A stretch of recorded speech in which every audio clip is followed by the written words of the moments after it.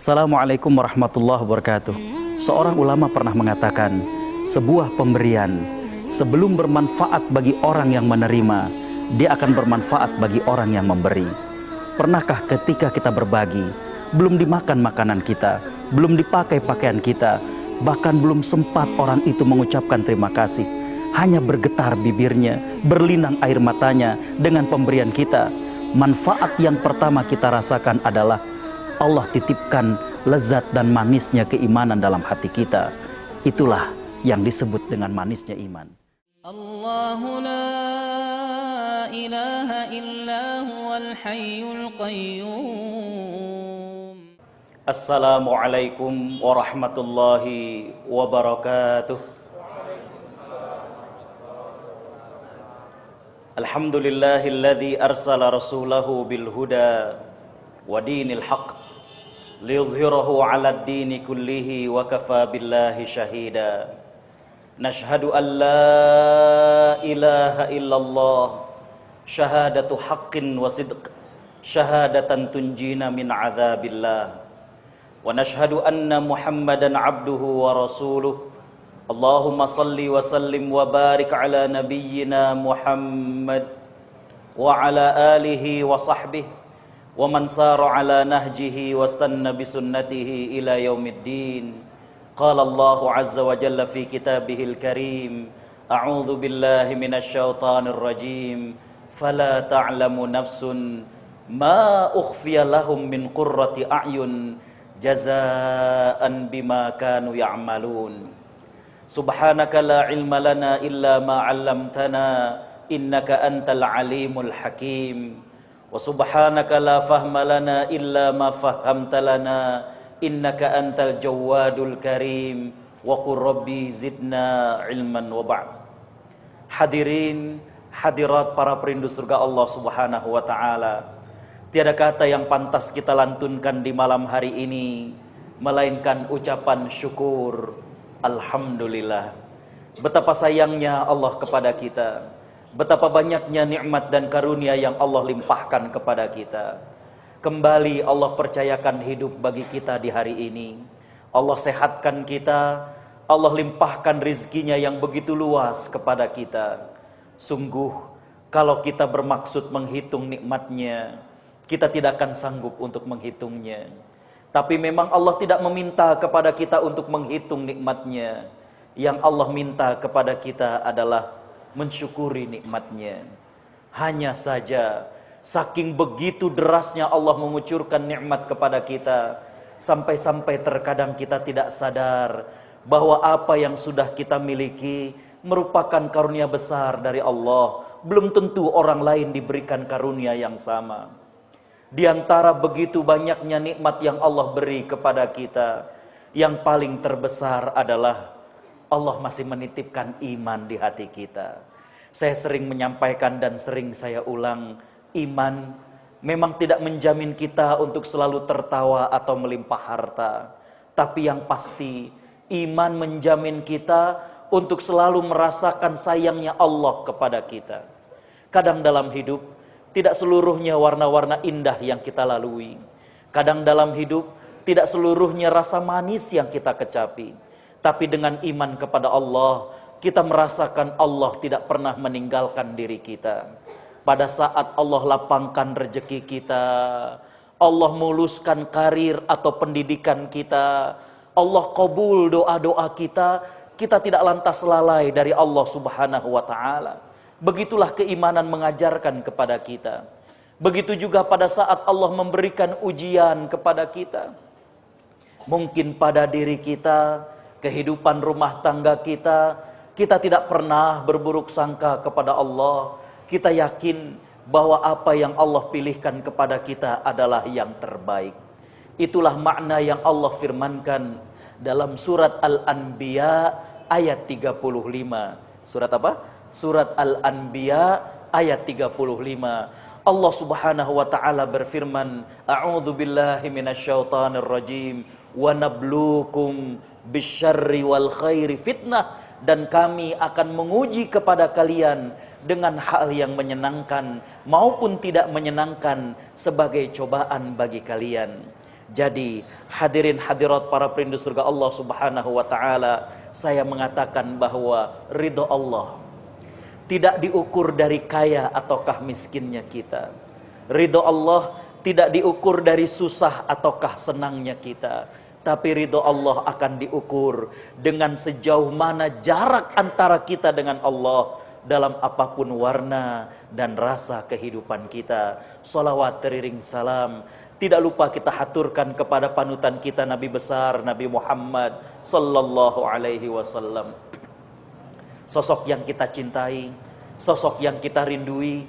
Suatu hari Nabi sallallahu alaihi wasallam datang ke rumah seorang sahabat yang bernama Thauban. Hadis diriwayatkan oleh Imam Abu Daud dengan derajat hasan. Ketika dikunjungi oleh Nabi sallallahu alaihi wasallam, sahabat ini menangis. Ya. Nabi kemudian bertanya, "Mengapa engkau menangis wahai sahabatku?"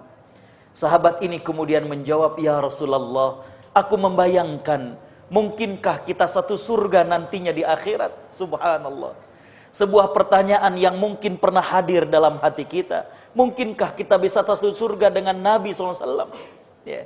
Tapi melihat amal ibadah kita, rasa-rasanya malu kita punya harapan seperti itu. Tapi Nabi kemudian balik bertanya kepada sahabat tadi, "Apa engkau tulus bertanya tadi wahai Thauban?" Sahabat ini menjawab, "Betul ya Rasulullah, aku membayangkan diriku sebagai seorang biasa dan engkau sebagai seorang nabi. Mungkinkah kita satu surga nantinya di akhirat?" Nabi kemudian menjawab dengan jawaban yang dapat memotivasi kepada kita semuanya. Beliau mengatakan, "Ya Thauban, an-nasu yuhsyaru ma'aman ahab." Wahai Thauban, manusia nanti Allah akan kumpulkan di surga bersama orang yang ia cintai. Seolah-olah Nabi ingin mengatakan kepada sahabat itu dan juga kepada kita, bukan mustahil kita satu surga dengan Nabi. Syaratnya adalah kita cinta kepada beliau. Cinta yang tidak sekedar diucapkan dengan lisan. Seringnya itu adalah cinta yang palsu. Cinta yang tidak sekedar dikungkung di dalam hati, tapi cinta yang dibuktikan dengan bagaimana kepatuhan kita kepada Nabi SAW. Sekali lagi mudah-mudahan dengan cinta kita kepada beliau, mudah-mudahan Allah Subhanahu wa Ta'ala berkenan mempertemukan kita dengan beliau serta mengumpulkan kita dengan Nabi SAW di surganya. Amin ya rabbal alamin. Hadirin hadirat para perindu surga Allah Subhanahu wa Ta'ala. Ada sebuah hadis yang diriwayatkan dari sahabat Anas bin Malik radhiyallahu an, ya, di mana Nabi sallallahu alaihi wasallam pernah bersabda, "Thalathun man kunna fihi wajada halawatal iman." 3 kondisi, 3 keadaan di mana seorang mukmin bisa merasakan manisnya iman. Yang pertama Nabi SAW mengatakan, "An yakunallahu wa rasuluhu ahabba ilaihi mimma siwahuma." Dia menjadikan Allah dan Rasulnya lebih dia cintai daripada selain keduanya. Yang kedua, Nabi mengatakan, "Wa an yuhibbal mar'a la yuhibbuhu illa lillah." Dia tidak mencintai seseorang melainkan cintanya karena Allah Subhanahu wa Ta'ala. Dan yang ketiga adalah wa an yakraha an ya'uda fil kufri kama yakrahu an yuqdhafa finnar. Dia enggan untuk kembali kepada kejahiliahan. Dalam riwayat lain, setelah Allah selamatkan dirinya, sebagaimana dirinya tidak mau untuk dimasukkan ke dalam neraka. Hadis diriwayatkan oleh Imam Bukhari dan Imam Muslim. Berarti hadis ini berada pada puncak kesahihannya karena diriwayatkan oleh 2 ulama yang mulia, yaitu Imam Bukhari dan Imam Muslim dalam kitab sahih mereka berdua. Hadirin hadirat para perindu surga Allah Subhanahu wa Ta'ala. Di sini Nabi sallallahu alaihi wasallam menggunakan kata-kata halawatal iman, manisnya keimanan. Para ulama menegaskan bahwa dari kalimat tersebut, maka walaupun iman itu abstrak, tapi sejatinya kita bisa merasakan. Al-Imam Ibnu Hajar Al-Asqalani, seorang ulama yang menjelaskan, mensyarah hadis-hadis yang ada dalam Sahih Bukhari, dalam kitabnya Fathul Bari, beliau mengatakan bahwa sebagaimana manisnya madu, Dia hanya bisa dirasakan manisnya bagi orang yang sehat. Kalau orang yang sakit mah mulutnya tawar, mulutnya pahit, tidak bisa merasakan manisnya madu. Maka begitu juga dengan manisnya keimanan. Hanya dapat dirasakan bagi hati yang sehat dan bagi keimanan yang sehat. Ya. Tapi yang pastinya Nabi SAW menegaskan bahwa keimanan itu juga ada rasanya. Keimanan itu bisa kita rasakan walaupun dia abstrak. Bagaimana manisnya, bagaimana bahagianya, bagaimana kemudian hati ini merasa ketika berada pada hal-hal yang Nabi sebutkan, merasa bahagia. Hadirin hadirat para perindu surga Allah Subhanahu wa taala, kita masuk yang pertama, yaitu lebih mencintai Allah dan Rasulnya dibandingkan yang lain. Para ulama menegaskan bahwa ketika seorang hamba mencintai Allah dan Rasulnya, maka hamba tersebut akan ridho dengan keputusan Allah Subhanahu wa taala. Kalau dia sudah cinta kepada Allah, kalau dia sudah cinta kepada Rasulnya, maka hamba tersebut akan ridho dengan apa yang Allah putuskan buat dirinya. Dan kalau keridhoan ini sudah ada dalam hati kita, para ulama mengatakan sang hamba tersebut akan diberikan dua kekuatan. Yang pertama adalah kekuatan al-istilzaz bit-ta'ah. Kekuatan untuk mampu menikmati ketaatan yang dia lakukan. Dan yang kedua, orang yang ridho kepada keputusan Allah dan Rasulnya, dia akan diberikan kekuatan al-istilzaz bil masyaqqah. Dia akan diberikan kekuatan untuk mampu menikmati kesusahan dan penderitaan yang dia alami. Karena dia sudah ridho kepada Allah Subhanahu wa taala. Kita akan lihat yang pertama. Allah Subhanahu wa taala berfirman dalam surat An-Nahl ayat 96, menegaskan bahwa ketika seorang yang beriman itu ridho kepada Allah, maka ketika Allah mewajibkan salat, Allah mewajibkan saum, Allah mewajibkan zakat, Allah mewajibkan haji, dan ketika Rasulullah SAW mengajarkan kepada kita salat malam, baca Quran, sedekah, maka orang yang ridho kepada Allah, dia bisa merasakan lezat dan manisnya ibadah yang dia lakukan. Ibadah tanpa terpaksa. Salat yang dilakukan dirasakan betul bagaimana manisnya salat yang dilakukan. Ada feel-nya, ada ta'am, ada rasanya ke salat yang dilakukan. Allah Subhanahu wa taala berfirman dalam surat An-Nahl ayat 96, barang siapa yang mengerjakan amal soleh baik laki-laki maupun perempuan dalam keadaan beriman, apa kata Allah Subhanahu wa taala, falanuhyiyannahu hayatan thayyibah, maka kami akan berikan kepada mereka kehidupan yang baik. Kehidupannya penuh kebahagiaan, enak rasanya. Salat tuh ya Allah dinikmati betul. Baca Quran nikmat betul rasanya. Tadinya hanya sekedar ingin satu halaman, tapi karena dia merasakan manisnya ibadah yang dia lakukan, kok kayak ketagihan, pengen ke lembaran berikutnya. Begitu juga ketika kita sholat malam. Jadi orang yang ridho kepada Allah Subhanahu wa taala dan Rasulnya, yang pertama dia akan diberikan kekuatan, kemampuan untuk menikmati ketaatan yang dia lakukan. Contoh yang pertama saya ambil adalah bagaimana lezatnya dan manisnya keimanan pada saat kita bersedekah. Saya sering mengungkapkan kalimat ini. Mudah-mudahan hadirin hadirat bisa menghafalnya. Kalimat ini mengatakan sebuah pemberian. Sebelum bermanfaat bagi orang yang menerima, dia akan bermanfaat bagi orang yang memberi. Apa manfaatnya? Allah titipkan manisnya iman di hati orang yang berbagi. Ketika kita berbagi dengan orang-orang miskin, ketika kita berbagi dengan anak yatim, kadang belum sempat dimakan makanan yang kita beri. Kadang belum sempat dipakai pakaian yang kita kasihkan kepada mereka. Bahkan terkadang orang tersebut tidak sempat mengucapkan terima kasih. Cuma bergetar bibirnya, berlinang air matanya. Manfaat yang pertama dirasakan oleh siapa? Dirasakan oleh orang yang memberi. Allah titip manisnya iman di hati dia. Bukankah orang yang ridho kepada Allah Subhanahu wa ta'ala, pada saat dia bersedekah, pada saat dia berbagi, dia merasakan manisnya iman pada saat dia melakukan ketaatan. Sekali lagi saya katakan, sebuah pemberian sebelum bermanfaat bagi orang yang menerima, dia akan bermanfaat bagi orang yang memberi. Bagi orang yang memberi, Allah titipkan manisnya iman di hati dia. Hadirin hadirat para perindu surga Allah Subhanahu wa ta'ala. Al-Imam Ibnul Qayyim Al-Jauziyah punya kalimat yang sangat bagus dalam kitabnya Al-Wabil As-Saib fil Kalimit Thayyib. Apa kata beliau?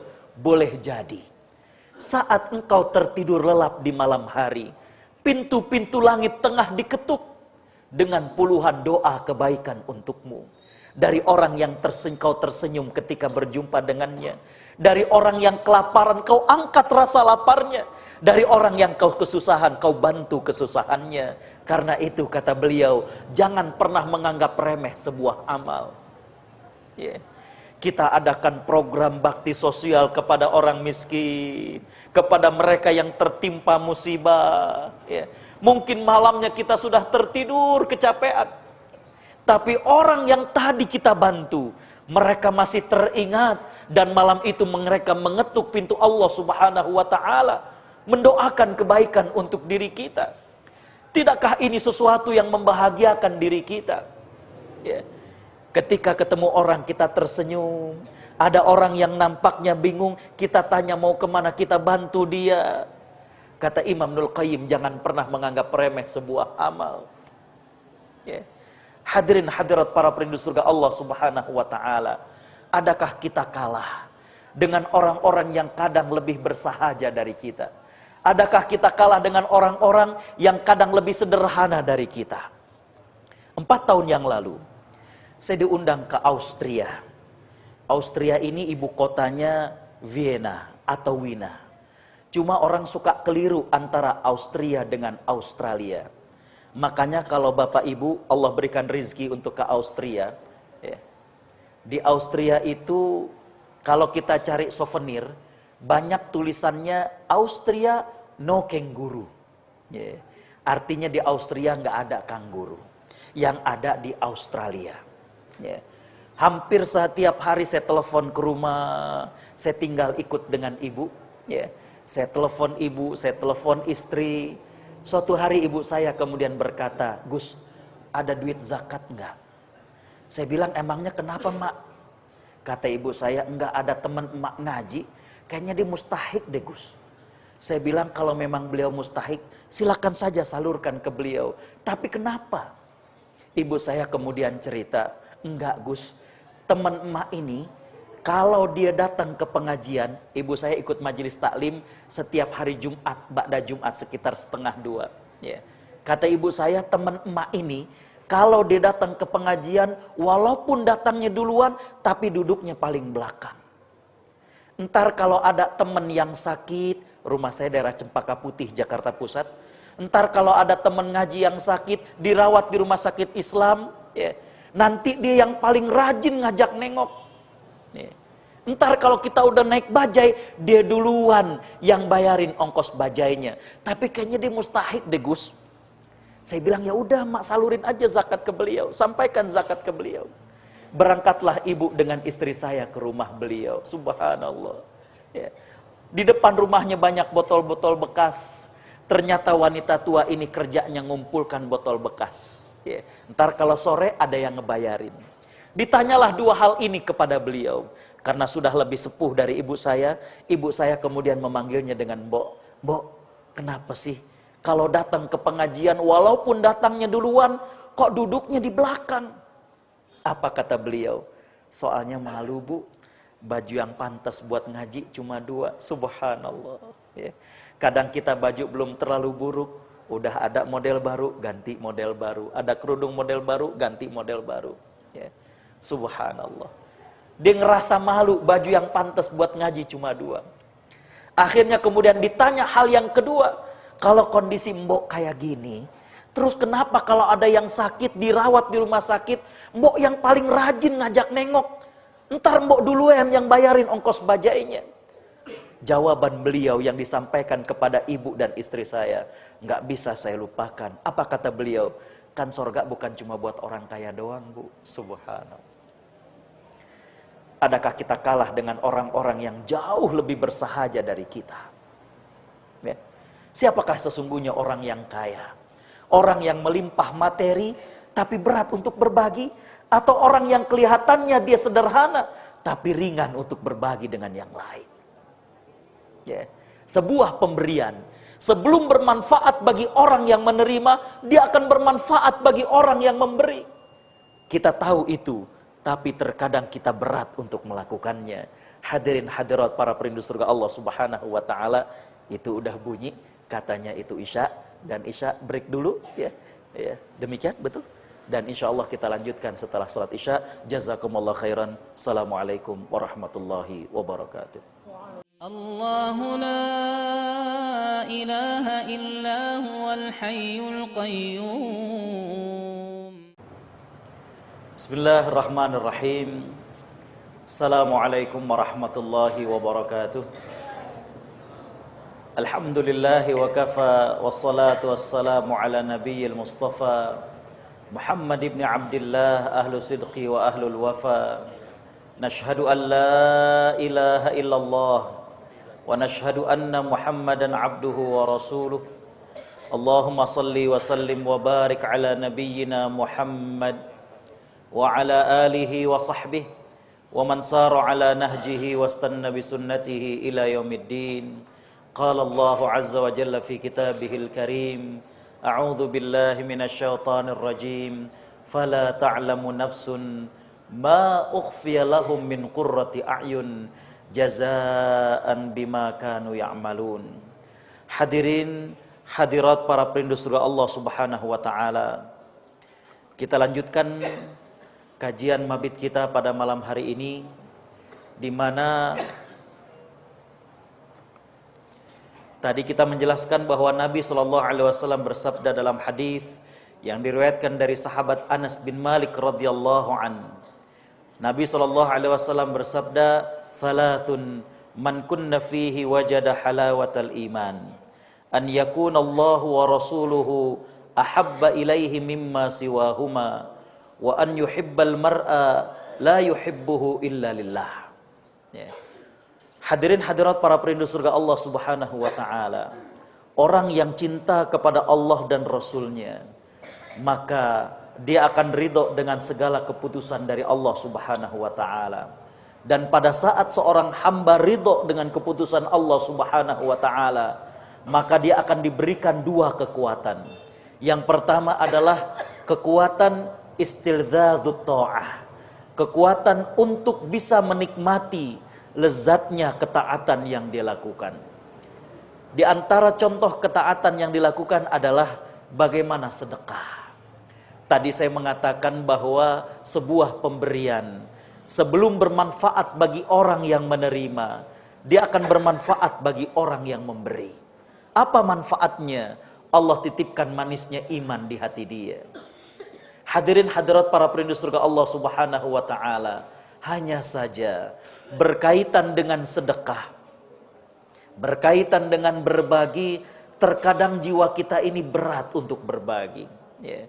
Padahal begitu banyaknya orang yang jauh lebih bersahaja dari kita, orang-orang yang jauh lebih sederhana dari kita, namun ternyata mereka gemar untuk bersedekah, gemar untuk kemudian menginfakkan sebagian hartanya. Tadi saya menerangkan bagaimana seorang wanita yang tua, kerjanya hanya ngumpulkan botol, sore dibayarin, ya. Subhanallah, ya. Ternyata beliau orang yang paling rajin untuk mengajak teman-teman pengajiannya kalau ada teman mereka yang kemudian sakit dan dirawat, ya. Subhanallah. Saya ceritakan hal ini ketika di Sydney, dan ada seorang ibu yang menitipkan sekotak coklat. Saya dengan istri mengantarkan ke rumahnya. Saya bilang, "Mbok, tolong dibuka, ya, biar langsung kemudian dicoba coklat yang kami bawa." Ya. Ketika beliau makan, Beliau sempat kemudian meneteskan air mata. Saya kemudian bertanya, kenapa Mbok? Apa kata beliau? Enak ya Pak Ustadz coklatnya. Saya dengan semangatnya menjelaskan, emang gitu Mbok, kalau coklat dari luar negeri enak. Apa kata beliau? Kalau di dunia aja enak, apalagi di akhirat ya Pak Ustadz. Subhanallah. Ya. Kadang orang yang lebih sederhana dari kita, makan enak yang keingetan adalah bagaimana di akhirat. Bagaimana dengan kita? Hadirin hadirat para perindu surga Allah Subhanahu wa taala. Sekitar 2 tahun yang lalu saya diundang ke Bali. Teman-teman di daerah Denpasar Timur, mereka ingin memperluas masjid di sana. Sebelum saya ceramah untuk mengajak fundraising, maka kemudian dipanggil seorang anak untuk tasmi', memperdengarkan hafalan Qur'annya. Kemudian maju seorang anak yang kecil, bajunya juga sederhana. Ya. Saya melihat bahwa anak kecil tersebut tidak membawa mushaf. Dalam hati saya membatin, paling yang dia tasmi'kan, paling yang dia setorkan, yang dia perdengarkan hafalannya, paling-paling surat-surat pendek. Ternyata bukan. Yang beliau perdengarkan kepada kami, hafalan surat Yusuf. Ya. Makharijul hurufnya begitu bagus. Tajwidnya begitu bagus. Ya. Selesai beliau memperdengarkan hafalannya, beliau kembali ke tempat duduknya. MC kemudian menyampaikan, yang baru saja tadi memperdengarkan hafalannya adalah Ananda Yusuf, kelas 6 SD, biasa di Bali dan sudah hafal Quran. Subhanallah. Ya. Sebelum saya ke depan untuk ceramah tausiah, saya hampiri mejanya. Saya dekati orang tuanya. Saya bilang, Mas, nitip ya, agar Yusuf dimasukkan ke dalam pesantren. Saya pengen beliau jadi ulama di Bali. Coba bayangkan kelas 6 SD, udah hafal Quran. Ya. Tapi yang menjadi masalah, ayahnya tidak merespon dengan gembira. Biasa saja. Ketika saya tausiah, saya mikir kenapa ayahnya tidak merespon dengan bahagia. Ya. Akhirnya, selesai saya ceramah, saya panggil panitia. Saya bilang, tadi saya bilang sama ayahnya Yusuf, saya minta agar anaknya dimasukkan ke pesantren, kenapa dia nggak ngerespon dengan gembira? Panitia kemudian berbisik, maaf Pak Ustadz, ayahnya Yusuf kerjanya cuma gaet. Kalau ada tamu diantar, ya dapat tips. Kalau enggak, ya enggak. Saya kebayang langsung, berarti dia merasa berat dengan biaya kuliah, biaya sekolahnya. Ya. Sebelum saya pulang ke Jakarta, saya bilang kepada ayahnya, Mas, masukin Yusuf ke pesantren. Insya Allah saya cari dananya di Jakarta. Ya. Nangis sang ayah. Ya.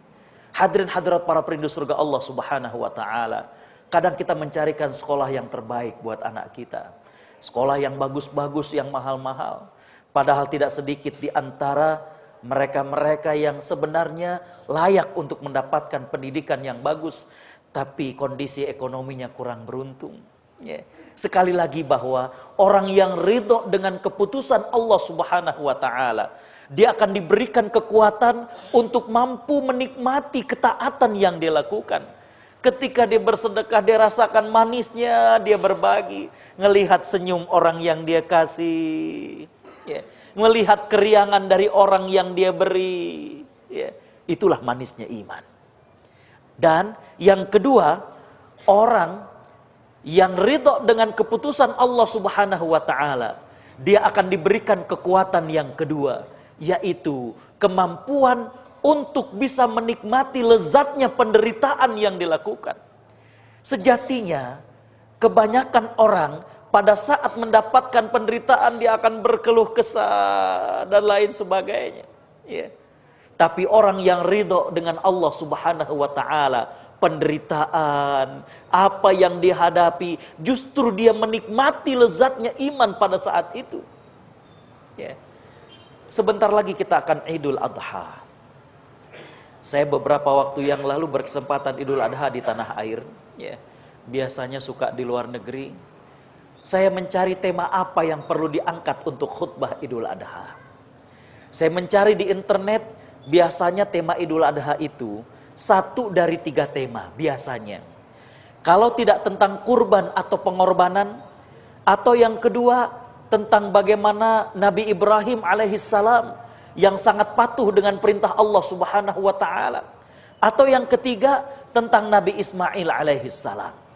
Saya kemudian merenung, umat ini harus naik kelas. Apalagi yang perlu disampaikan buat umat ini.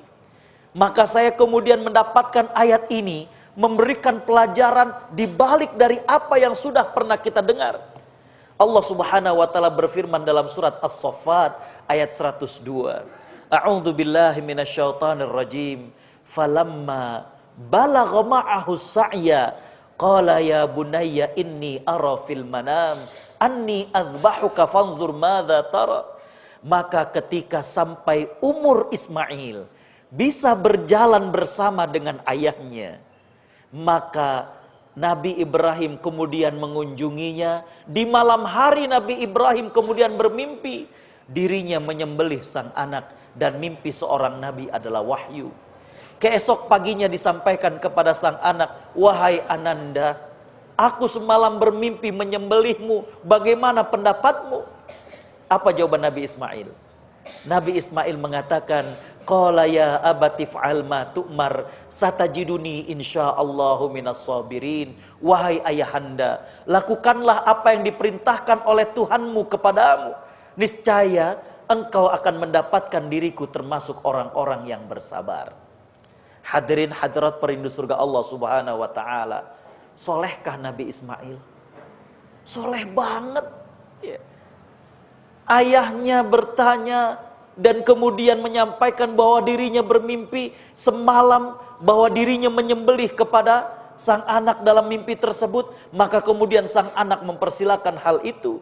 Saya mengatakan, kita sering terpesona dengan jawaban Nabi Ismail. Tapi pernahkah kita merenung, siapakah yang telah berhasil mendidik Nabi Ismail sehingga kemudian menjadi anak yang soleh seperti itu? Bapak, Ibu, ya. Buka surat Ibrahim ayat 37. Nabi Ibrahim alaihissalam menikah pertama kali dengan Sarah. Lama pernikahannya, tapi tidak juga diberikan anak. Maka Nabi Ibrahim kemudian menikah dengan Hajar. Baru saja menikah dengan Hajar, kemudian Hajar hamil, kemudian melahirkan anak. Allah Subhanahu wa taala memerintahkan kepada Nabi Ibrahim untuk membawa istri dan jabang bayi itu ke suatu tempat yang tidak ada kehidupan di sana. Dalam surat Ibrahim ayat 37, Nabi Ibrahim mengatakan, Rabbi inni askantu min dzurriyyati biwadin ghairi dzi zar'in 'inda baitikal muharram. Wahai Tuhanku, aku tempatkan istri dan anakku di suatu lembah yang tidak ada kehidupan di sana. Ya. Menurut riwayatnya, sejak Nabi Ibrahim meninggalkan Hajar dan Ismail, Nabi Ibrahim kembali ke Palestina, maka baru 13 tahun kemudian Nabi Ibrahim kembali ke Mekah. Itulah ayat dalam surat As-Saffat ayat 102 tadi. Setelah 13 tahun, ya. Ini para akhwat bisa mentadaburi, ya.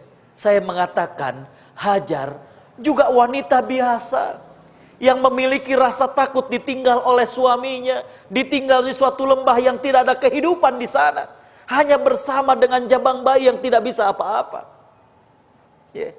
Hajar juga wanita biasa, tentunya letih, repot, ngurus anak seorang diri, yang sekarang dikenal dengan single parent. Ya. Hajar juga seorang wanita biasa yang tentunya perlu makan, perlu minum. Selama ini kita hanya mendapatkan riwayat yang dijelaskan oleh para ustadz bahwa ketika itu Hajar berlari ke sana, berlari ke sini, dan ketika kembali ke Ismail, ternyata di kaki Ismail sudah kemudian kelihatan air, itulah Zam-Zam. Tapi pernahkah kita merenung makan mereka dari mana? Ya. Hajar sebagai wanita biasa mengalami hal itu. Tapi yang menarik adalah Hajar itu ridho dengan keputusan Allah Subhanahu wa taala. Ya. Sehingga Hajar tidak pernah keluar kata tidak baik tentang suaminya. Kalau bahasa Jakartanya, Hajar nggak pernah ngedumel tentang suaminya. Coba kalau Hajar tidak ridho dengan keputusan Allah Subhanahu wa ta'ala. Hajar keluar kata-kata tidak baik tentang suaminya. Kira-kira 13 tahun kemudian sang suami Nabi Ibrahim datang. Kemudian baru sehari ketemu dengan anaknya Ismail. Malamnya bermimpi, esok paginya disampaikan. Kira-kira mungkinkah Nabi Ismail menjawab dengan jawaban yang soleh seperti itu? Hampir mustahil. Ya. Kalau dia orang Jakarta udah bilang, bapak kurang ajar, 13 tahun gak kasih nafkah, 13 tahun gak pernah nengok, tahu-tahu nengok pengen ngegorok, kan begitu. Ya. Kita sering terpesona dengan jawaban Nabi Ismail. Tapi pernahkah kita terfikir bagaimana Hajar yang telah berperan luar biasa? Hajar gak pernah mengeluh di hadapan sang anaknya. Padahal Hajar juga wanita biasa. Perlu makan, perlu minum, repot mengurus anak seorang diri. Ya. Hajar juga wanita biasa, ada rasa takut dari orang-orang Arab yang saat itu tinggalnya masih nomaden, berpindah-pindah. Biasanya mereka berperawakan besar, biasanya mereka sangar. Ya. Tapi Hajar ridho dengan keputusan Allah Subhanahu wa ta'ala. Sehingga ketika beliau ridho, beliau bisa merasakan manisnya kesulitan yang tengah dihadapi.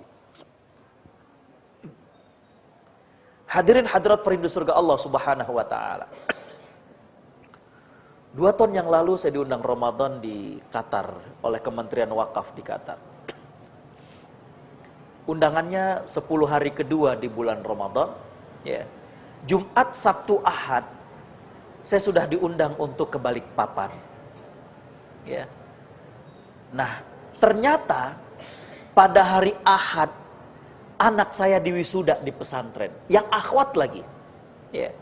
Tentu saya tidak bisa membatalkan undangan dari Balikpapan. Padahal ini suatu momen yang sangat-sangat penting. Ya. Akhirnya kemudian berangkatlah istri saya ke sana. Tentunya ketika istri saya nengok ke putri saya, anak saya kemudian bertanya, "Umi, kok Abi nggak ikut?" Kira-kira kalau jawaban istri saya kayak gini, "Tahu Abi jalan-jalan mulu. Ini sekarang ke Balikpapan, entar ke Qatar, kita nggak pernah diajak." Kira-kira kalau jawabannya demikian, Senin mereka pulang dari pesantren, senyum apa cemberut? Cemberut, karena kenapa? Bayangannya Abinya jalan-jalan dan gak pernah diajak. Tapi kalau kemudian dijawab, "Abi lagi dakwah sayang, kita doakan mudah-mudahan sehat, dakwahnya bisa diterima." Ya. Jadi kita sering terpesona dengan jawaban Nabi Ismail. Tapi kita lupa ada sosok yang telah berhasil mendidik sang anak tersebut menjadi anak yang soleh. Padahal 13 tahun ditinggalkan oleh Nabi Ibrahim alaihissalam. Ya. Rahasianya adalah Hajar yang ridho kepada Allah Subhanahu wa ta'ala. Maka dengan ridho ini menjadikan Hajar mampu istilzadzul masyaqqah. Mampu untuk menikmati kesulitan, hambatan, tantangan, dan penderitaan yang dihadapi. Disinilah keimanan akan mampu kita rasakan manisnya keimanan. Ya. Hadirin hadirat para perindu surga Allah Subhanahu wa ta'ala. Yang kedua, Nabi SAW mengatakan kondisi di mana seorang mukmin bisa merasakan manisnya iman adalah wa an yuhibbal mar'a la yuhibbuhu illa lillah. Dia tidak mencintai seseorang kecuali cintanya karena Allah Subhanahu wa ta'ala. Ketika seorang mukmin, baik laki dan perempuan, menjadikan Allah dan Rasulnya lebih dicintai daripada segalanya, bukan berarti kita dilarang untuk mencintai orang tua kita. Bukan berarti kita dilarang untuk mencintai pasangan hidup kita. Bukan berarti dilarang untuk mencintai sesama orang beriman. Ya. Tapi bagaimana kecintaan ini tidak mengalahkan cinta kepada Allah Subhanahu wa ta'ala. Bahkan ketika menjadikan cinta kita kepada manusia ini karena Allah Subhanahu wa ta'ala, dia bisa merasakan manisnya keimanan. Ketika Umar bin Khattab menjadi khalifah, saat itu baru kembali pasukan yang habis berperang.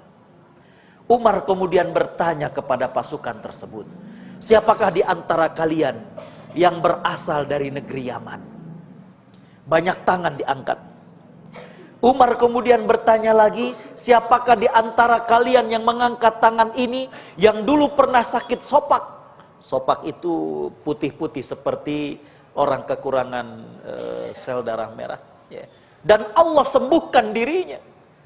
Hanya satu tangan yang bertahan. Kemudian Umar bertanya, apakah betul dari kedua orang tuamu hanya tersisa satu yang masih hidup? Orang ini membenarkan. Umar kemudian berkata, mintakan ampunan kepada Allah untuk diriku dan yang hadir pada saat ini. Orang terkejut. Orang tahu bagaimana mulianya Umar bin Khattab, bagaimana solehnya Umar bin Khattab. Tapi saat itu Umar minta didoakan dari pria tersebut. Orang ini sampai berkata, ya Umar, jangan engkau mempermalukan diriku. Ada apa ini? Umar kemudian mengatakan, aku pernah mendengar Nabi SAW bersabda, apabila engkau berjumpa dengan seseorang dari penduduk Yaman, dulu dia pernah sakit sopak dan Allah sembuhkan dirinya. Dan dari kedua orang tuanya hanya tersisa satu yang masih hidup, maka mintakan agar dia berdoa untukmu, karena doa dia tidak pernah ditolak oleh Allah Subhanahu wa taala. Orang tersebut adalah Uwais Al-Qarni. Nabi masih hidup, tapi Nabi sudah memprediksi akan ada orang bernama Uwais Al-Qarni. Apa rahasianya? Para sahabat, para tabi'in baru mengetahui ketika musim haji tiba. Saat itu terik. Tidak ada orang yang melakukan tawaf di sekitar Ka'bah. Mereka beristirahat, berteduh. Tapi saat itu mereka menyaksikan bagaimana ada seseorang yang tengah menggendong seorang wanita tua. Sambil membimbing wanita tua ini berdoa di sepanjang Ka'bah. Setelah mereka teliti, ternyata orang itu adalah Uwais Al-Qarni. Karena bakti kepada ibunya, maka jauh sebelum Nabi SAW wafat, Nabi sudah memprediksi akan ada orang itu. Dan orang itu bernama Uwais Al-Qarni. Ketika cinta kepada manusia dijadikan cinta karena Allah Subhanahu wa ta'ala, ada rasa manis yang Allah titipkan. Itulah manisnya iman. Ya. Ketika berbakti pada orang tua, ketika mencintai kepada pasangan, ya, Allah titipkan manisnya iman di hati orang tersebut. Ya. Hadirin hadirat perindu surga Allah Subhanahu wa ta'ala. Dalam salah satu stasiun televisi, pernah dihadirkan seorang bapak-bapak yang cacat. Ya. Kemudian diceritakan bagaimana dia sendiri, karena cacatnya oleh orang tuanya dibuang. Lalu kemudian dibesarkan di salah satu panti asuhan. Yang menarik adalah, istri beliau tidak cacat, ya, cantik dan lain sebagainya. Saya tertegun ketika presenter kemudian bertanya kepada Mbak Karlina, Mbak, kenapa Mbak mau untuk dinikahi oleh, maaf, saya tidak sebutkan nama orang tersebut. Ya. Apa jawaban dari Mbak Karlina tersebut? Beliau mengatakan, saya mencintai kekurangan suami saya sebagaimana saya mencintai kelebihannya. Subhanallah. Ya. Kadang kesempurnaan sebuah cinta itu bukan hanya menerima kelebihan seseorang, termasuk juga menerima kekurangan seseorang. Ya. Makanya saya sampaikan sebuah kalimat, pernikahan itu, kalau memang karena Allah Subhanahu wa ta'ala, yang dicari bukan kebahagiaan, tapi yang dicari adalah keberkahan. Kalau pernikahan itu berkah, maka kebahagiaan itu jadi makmum daripada keberkahan itu. Ya. Kalau pernikahan itu berkah, dikala suka bahagia, dikala duka tetap bahagia. Kenapa? Karena yang namanya bahagia jadi makmum atas keberkahan. Ya. Utsman bin Affan di akhir-akhir hidupnya, ya, beliau menikah dengan seorang gadis yang bernama Nailah radhiyallahu anha. Ya. Dan wanita ini yang kemudian mendampingi Utsman bin Affan pada saat rumah Utsman bin Affan dikepung oleh orang-orang Khawarij. Ya. Masih sangat muda Nailah. Ya. Utsman sampai kemudian suatu hari mengatakan kepada Nailah, bagaimana kalau kemudian aku ceraikan engkau? Kasihan engkau masih sangat muda. Apa jawaban Nailah? Wahai Utsman, la tahrimna min ajrik. Jangan engkau mengharamkan, menghalangi diriku untuk mendapatkan kemuliaan mendampingi orang yang pernah kemudian berjuang bersama Nabi SAW. Ya.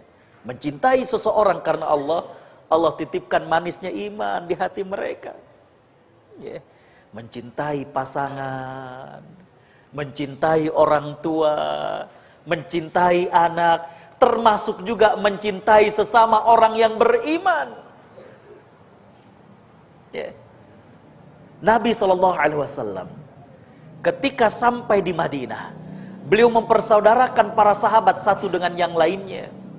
Di antaranya adalah Nabi mempersaudarakan Salman Al-Farisi dengan sahabat yang bernama Abu Darda.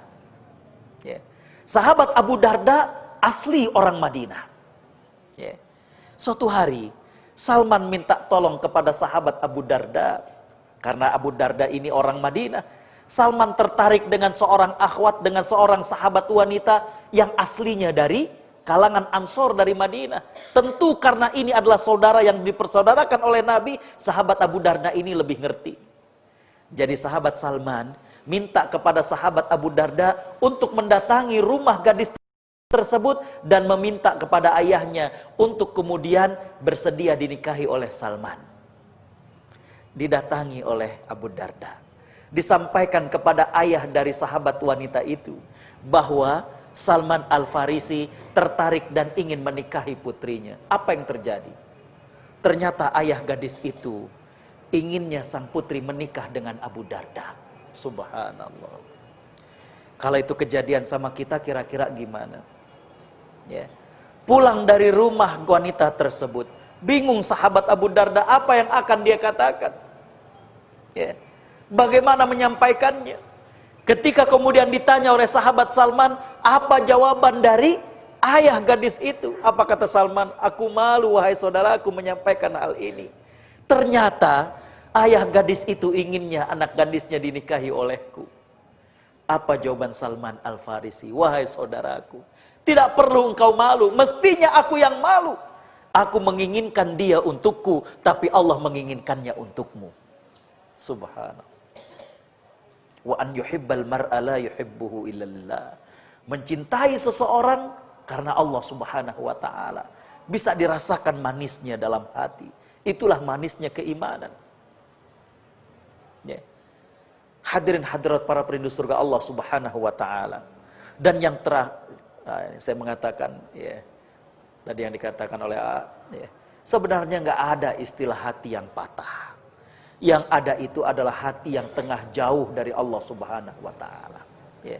Pulihkan dengan doa, sembuhkan dengan aduan kepada Allah Subhanahu wa taala. Ya. Hadirin hadirat para perindu surga Allah Subhanahu wa taala. Kalau memang sudah demikian, kita mencintai seseorang itu karena Allah Subhanahu wa taala, kita akan bisa merasakan manisnya iman dalam hati kita.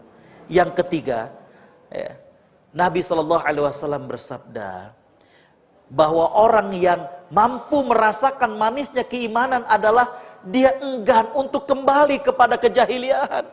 Kalau dia sudah hijrah, nggak mau lagi dia untuk kembali kepada kejahiliaan. Ya. Dan orang yang mampu hijrah, mampu meninggalkan kemaksiatan karena Allah, maka Allah titipkan rasa manis di dalam hatinya. Ya. Nabi SAW bersabda, ya, Inna nazrata, sesungguhnya pandangan haram, melihat wanita yang tidak halal, ya, adalah sahmun min sihamil iblisil masmum, merupakan anak panah beracun dari iblis. Ya. Tapi kata Nabi SAW, barang siapa yang mampu untuk menahannya, mampu untuk meninggalkannya karena takut kepada Allah Subhanahu wa taala, maka Allah Azza wa Jalla akan mengganjar orang tersebut dengan rasa manis yang Allah titipkan dalam hatinya. Ya. Manis rasanya, subhanallah ya. Lewat wanita yang tidak halal dia bisa nundukkan pandangannya, ya. Ya. Nggak mau dia kembali kepada kejahilian. Ya. Ketika kemudian dia hijrah, dia merasakan betapa manis dia meninggalkan kejahilian ketika dijadikan karena Allah Subhanahu wa taala. Ya. Hadirin hadirat para perindu surga Allah Subhanahu wa taala. Al-Imam Al-Bukhari meriwayatkan dalam kitab sahihnya, ya, dari sahabat Abu Darda hadis ini. Sahabat Abu Darda mengatakan, kunna julusan indan Nabi sallallahu alaihi wasallam. Kami tengah duduk-duduk bersama Nabi sallallahu alaihi wasallam. Ya. Tiba-tiba datang Abu Bakar As-Siddiq sambil kemudian memegang ujung gamisnya. Kata Imam Ibnu Hajar dalam Fathul Bari, orang kalau pakai gamis kemudian jalan dipegang ujungnya, jadi bawahnya itu dipegang, berarti orang tersebut berjalan terburu-buru. Nabi ketika melihat wajah sahabat Abu Bakar, Nabi kemudian mengatakan, nampak di wajah saudaramu, dia sedang kesusahan. Maka duduklah sahabat Abu Bakar di hadapan Nabi SAW. Kemudian sahabat Abu Bakar mengatakan, ya Rasulullah, hadatsa baini wa baina Umar syai'. Terjadi sesuatu antara aku dengan Umar, subhanallah. Ya. Terjadi cekcok antara aku dengan Umar. Ya. Fa'aqbaltu ilaih. Aqbala ila, kata Imam Ibnu Hajar, maknanya ada dua. Yang pertama maknanya adalah aku berkata kasar kepadanya ya Rasulullah. Makna yang kedua kata Imam Ibnu Hajar adalah aku berkata dengan suara yang tinggi. Kata Imam Ibnu Hajar, dua-duanya sangat mungkin terjadi. Orang ketika terjadi cekcok, ketika terjadi perselisihan, suara tinggi ataupun nada kasar itu mungkin terjadi. Apa kata sahabat Abu Bakar? Aku menyesal ya Rasulullah. Aku minta maaf kepada Umar, tapi Umar tidak memaafkan diriku. Aku datang padamu ya Rasulullah. Apa kata Nabi SAW? Ghafarallahu dzanbaka ya Aba Bakrin. Ghafarallahu dzanbaka ya Aba Bakrin. Ghafarallahu dzanbaka ya Aba Bakrin. Nabi mendoakan 3 kali, mudah-mudahan Allah mengampuni dosamu wahai Abu Bakar. Nun di sana, Umar yang tadinya tidak memaafkan Abu Bakar terus menyesal kenapa tadi tidak memaafkan Abu Bakar. Umar kemudian mendatangi rumah Abu Bakar, ternyata kata keluarga Abu Bakar tidak ada di rumah. Maka Umar kemudian mendatangi majelis Nabi SAW.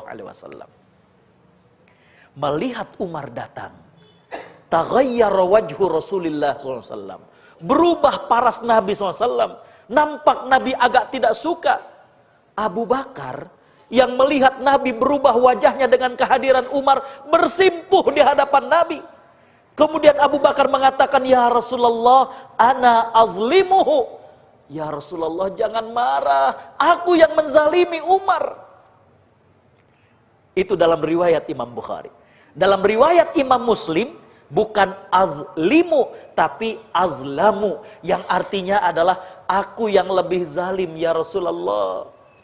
Kalau engkau kemudian nampak tidak suka, kalau engkau gusar karena Umar tadi tidak memaafkan diriku, kan aku yang bikin dia marah. Kurang lebih begitu maknanya. Ya. Umar kemudian duduk di hadapan Nabi SAW. Kemudian Nabi berkata kepada seluruh sahabat, sesungguhnya aku diutus oleh Allah Subhanahu wa ta'ala. Dan yang pertama kali beriman adalah Abu Bakar. Apakah kalian akan menyakiti Abu Bakar setelah aku meninggal dunia? Kata sahabat Abu Darda, fama adza Abu Bakrin ba'da dzalik. Enggak ada yang berani menyakiti hati Abu Bakar setelah peristiwa itu. Hadis riwayat Imam Bukhari. Apa yang menarik dari kejadian itu? Sahabat juga manusia biasa. Kadang suka ada terjadi adu omong satu dengan yang lain. Tapi yang menarik adalah mereka mencintai saudaranya karena Allah. Ya. Ketika terjadi cekcok satu dengan yang lain, masing-masing ngadu kepada Nabi dan merasa dirinya yang salah. Itu yang kurang dalam masyarakat kita. Kalau ada orang A ngadu kepada seseorang tentang B, pasti ngejelekin yang B. B ngadu kepada seseorang, pasti ngejelekin yang A. Lihat bagaimana para sahabat. Mereka ngadu kepada Nabi SAW sambil merasa dirinya yang salah. Abu Bakar merasa salah karena sudah berkata kasar kepada Umar. Umar merasa salah karena tidak memaafkan Abu Bakar. Subhanallah. Ya. Di zaman kita, kalau ada seseorang ngadu kepada orang lain, ternyata orang yang sedang mereka ceritakan lewat. Dan orang yang menjadi tempat kita ngadu, wajahnya kelihatan gusar. Kira-kira bagaimana?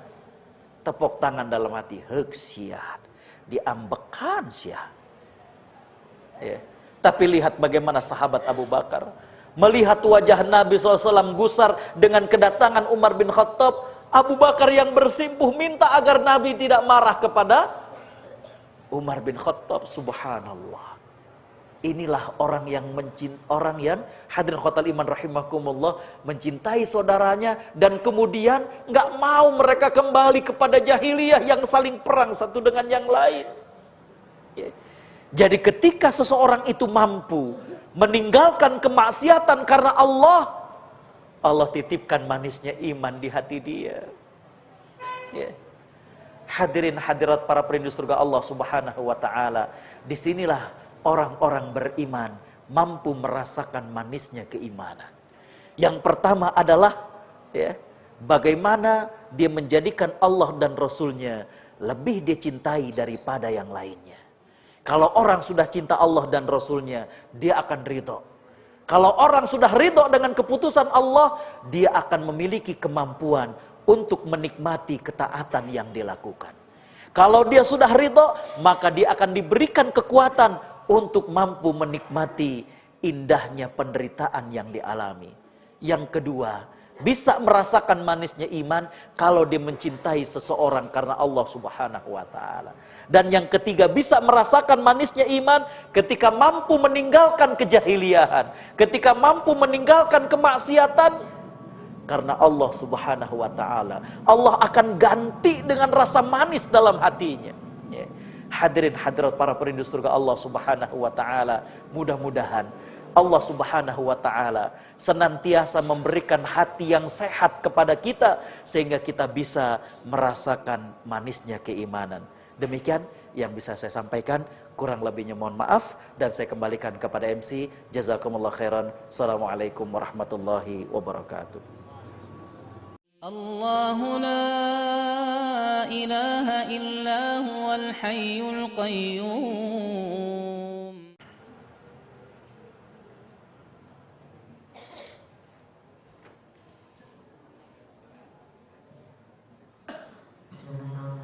Assalamualaikum warahmatullahi wabarakatuh. Waalaikumsalam warahmatullahi wabarakatuh. Izin bertanya Ustaz, Ya.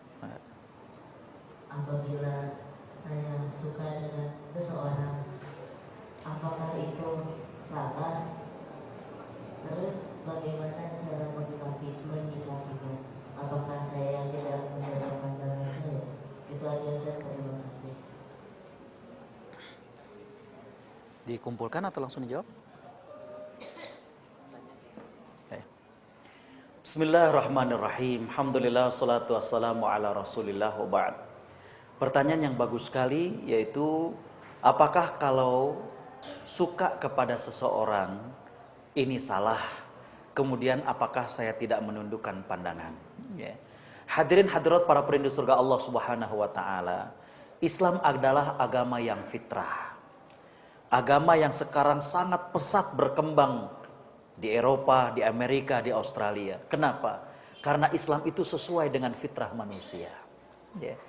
Islam tidak melarang hambanya, Islam tidak melarang pemeluknya untuk suka kepada lawan jenis.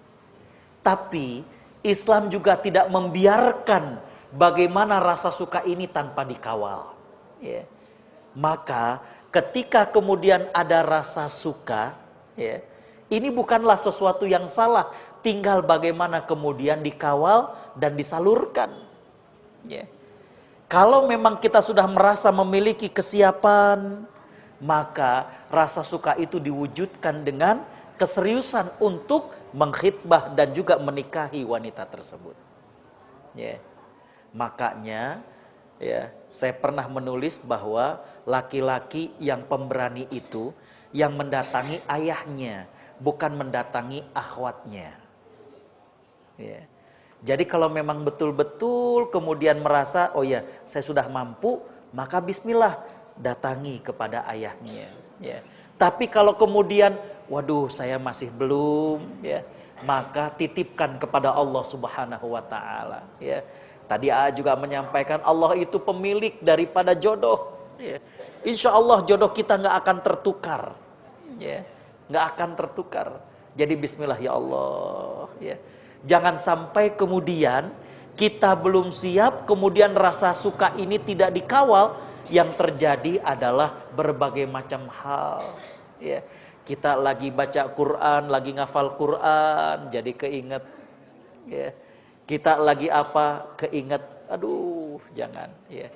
Nantinya kemudian bisa mengalahkan cinta kepada Allah dan Rasulnya.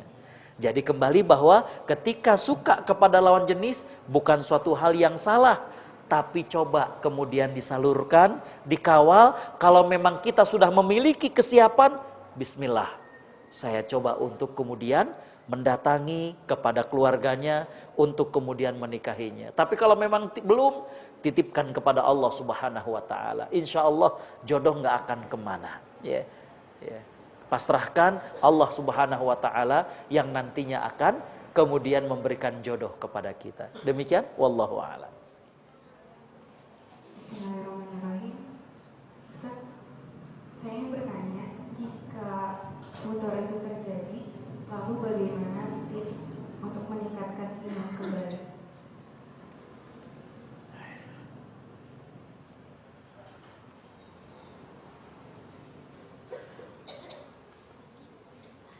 Bismillahirrahmanirrahim. Alhamdulillah wassalatu wassalamu ala Rasulillah wa ba'd. Pertanyaan yang bagus sekali dari ukhti kita tentang futur, ya. Istilah futur ini sebenarnya berasal dari sabda Nabi SAW yang mengatakan likulli surratin fatratun. Setiap puncak ada turunnya. Faman kanat fatratuhu ilallahi wa rasulih faqad ihtada. Barang siapa yang ketika futur masih berada pada jalan Allah dan Rasulnya.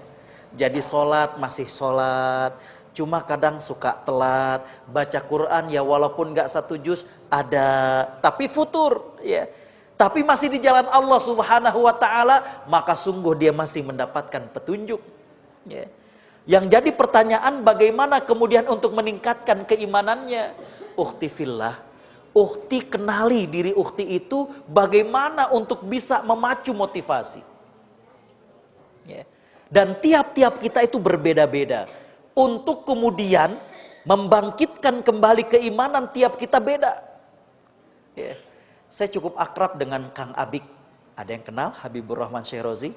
Dulu satu kamar ketika masih kuliah di Mesir. Ya. Tapi novel ayat-ayat cinta itu bukan tentang saya atau bukan tentang dia. Ya. Beliau punya satu kebiasaan karena beliau itu memahami kalau suasana hati beliau, kalau spiritual beliau sedang turun, beliau merasa bahwa ini akan berpengaruh kepada tulisan-tulisan dan karya beliau. Cara beliau adalah nelpon. Ya. Nelpon, Assalamualaikum mas, tolong dong nasihati aku mas, aku lagi futur nih. Ya udah kita nasihati. Bukankah Nabi SAW mengatakan bahwa minta nasihat dan memberi nasihat itu merupakan hak muslim terhadap muslim yang lainnya. Ya.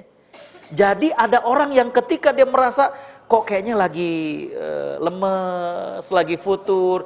Ada yang pertama itu dengan cara langsung, ya, cari seseorang yang mungkin dekat dengan dia, cari seorang yang mungkin dianggap ustadz, ustazah atau yang lainnya, minta dinasehati dirinya. Cara yang kedua, ada juga seorang sahabat, ya, dia kalau sedang merasa futur, dia cari pengajian yang ada hari itu di mana. Ya, beliau padahal seorang ustadz, tapi beliau hadir dalam pengajian itu untuk menjadi jamaah, dan beliau merasakan dirinya sedang dinasehati oleh ustadz yang sedang ceramah di depan itu. Bisa difahami? Karena kenapa? Kayak saya ustadz, ya. Ini kan dari mulai semalam nasehatin orang, subuh nasehatin orang, duha nasehatin orang. Kadang kita juga perlu dia nasehati. Yeah. Nah salah satu yang beliau lakukan adalah beliau cari nih hari ini jadwal kajian di mana nih.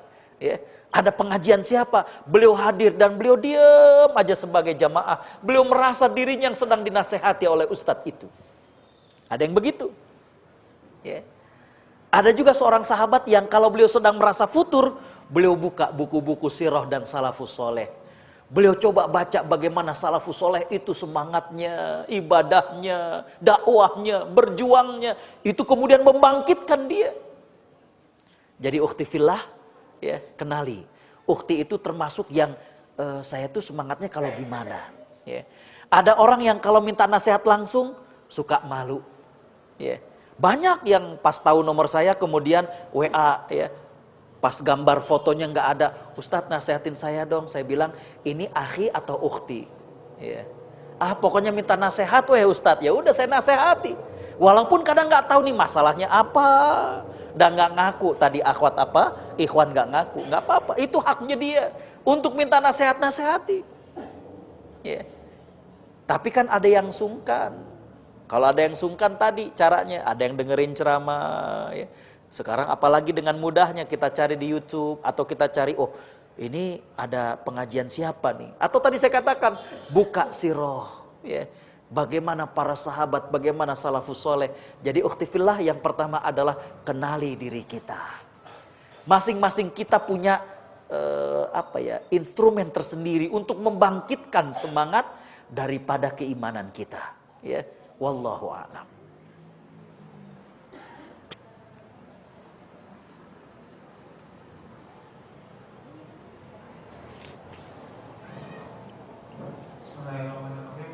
Assalamualaikum warahmatullahi wabarakatuh.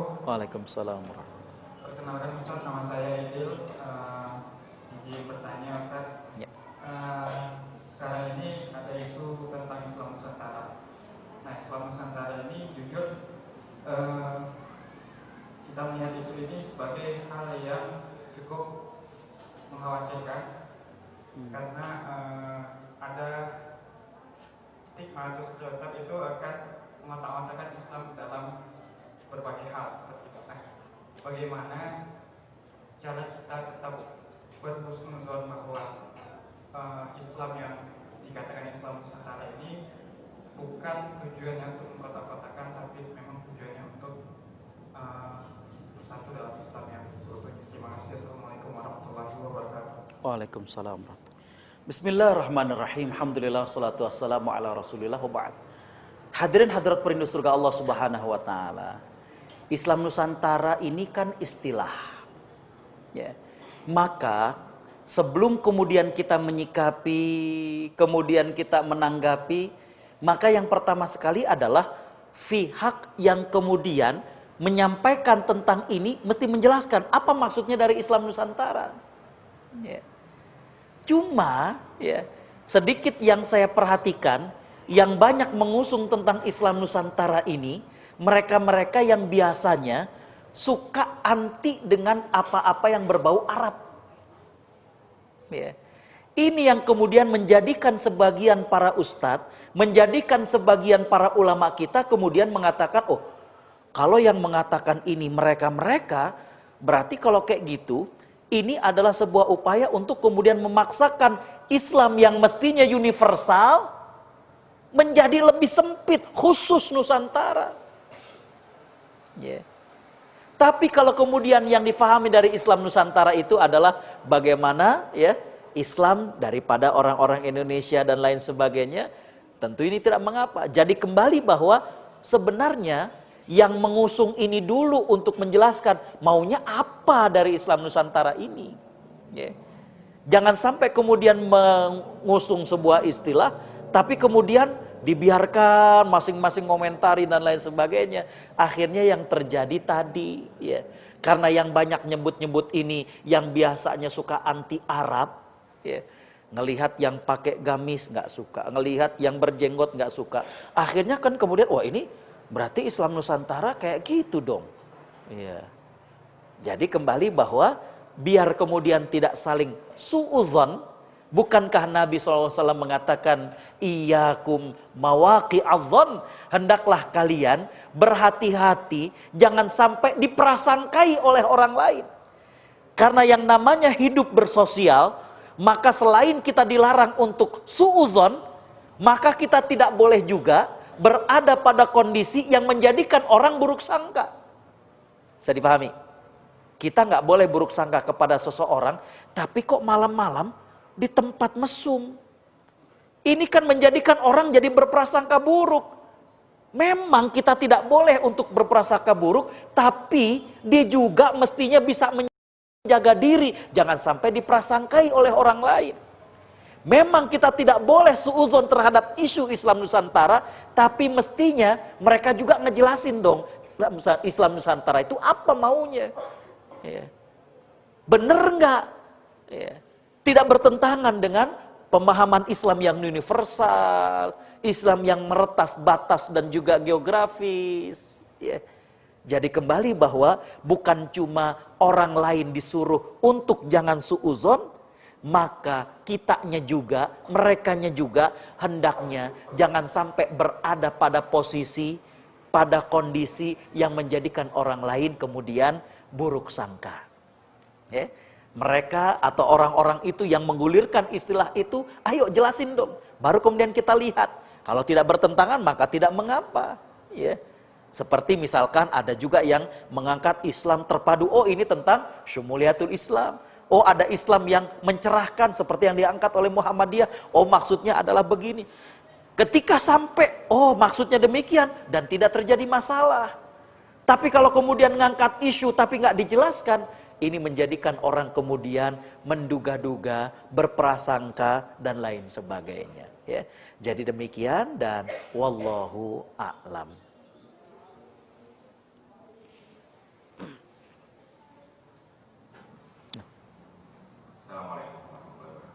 Assalamualaikum.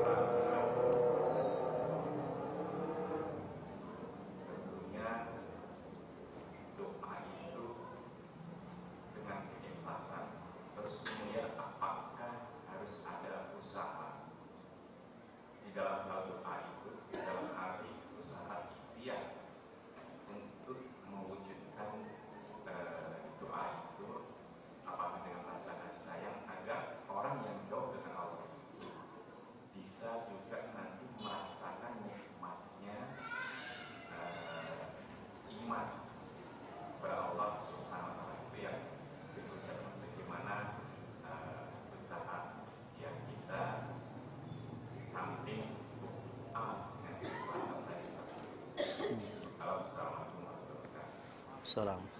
Bismillahirrahmanirrahim. Alhamdulillah, salatu wassalamu ala rasulillah wa ba'd. Hadirin hadirat para perindu surga Allah subhanahu wa ta'ala, pertanyaan yang bagus sekali ya, tentang keinginan kita agar orang bisa merasakan manisnya iman. Apakah cukup dengan doa saja ataukah perlu kita ikhtiarkan? Ya. Hadirin hadirat para perindu surga Allah subhanahu wa ta'ala, yang pertama tentunya doa tidak bisa untuk kemudian kita tinggalkan. Allah yang membolak-balikkan hati.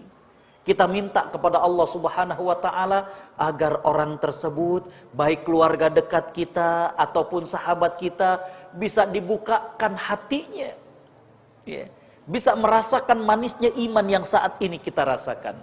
Tapi doa juga tidak cukup, perlu ikhtiar. Ya. Perlu ikhtiar.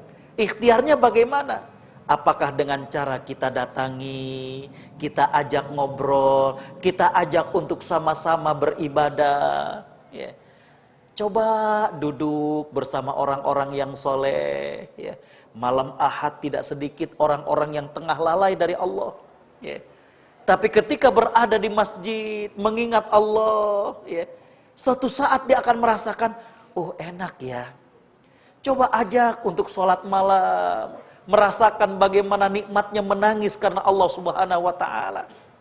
Ya. Bapak Ibu Allah subhanahu wa ta'ala rahmati, Imam Ibnul Qayyim Al-Jauziyah punya kitab judulnya Tahdzib Madarijus Salikin. Ya.